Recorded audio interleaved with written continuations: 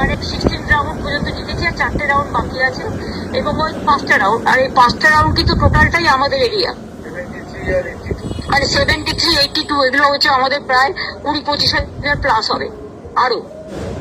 এরা সেই সময় সব গুন্ডাদের নিয়ে ঢুকেছে, ঢুকে একদম পুরো ডিও আরও সিআরপিএফ কে নিয়ে পুরো গাদা গাদা লোক ঢুকে আমাকে তো মারধর করেছে, এজেন্টদের মেরে তাড়িয়েছে, চ্যাংদোলা করে করে বের করেছে সিআরপিএফ এর হেল্প নিয়ে, এবং টোটাল মেশিন কারচুপি করছে।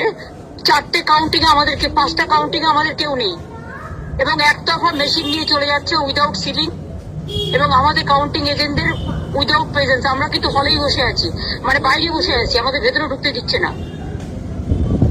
এইরকম অত্যাচার, অমানবিক অত্যাচার। একটা এসআইআর ভোট কাটা, 2 হচ্ছে এত মানুষকে ভোট, মানে বিশেষ করে ভোট দেওয়ার পরেও জোর করে লুট করছে, লোডশেডিং করে বিভিন্ন এলাকায় মেশিন লুট করেছে।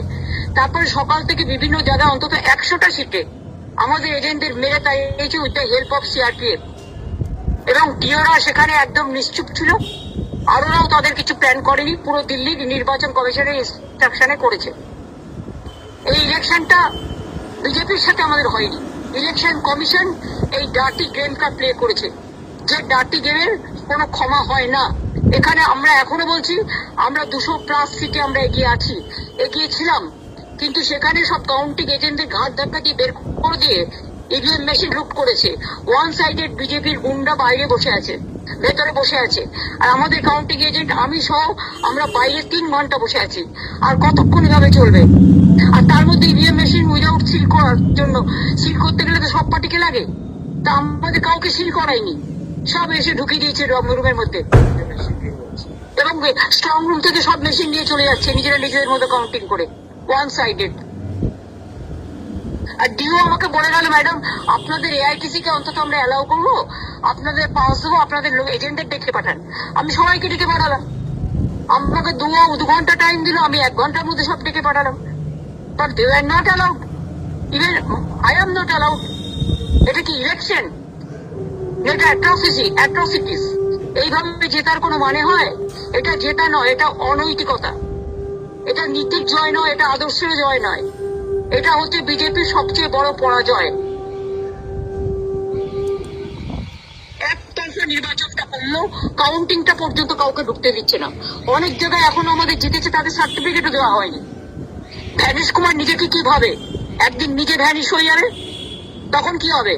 এটা চ্যালেঞ্জ হবে না? আমরা তো চ্যালেঞ্জ করবো, আমরা প্রত্যেকটা এভিডেন্স রেখেছি।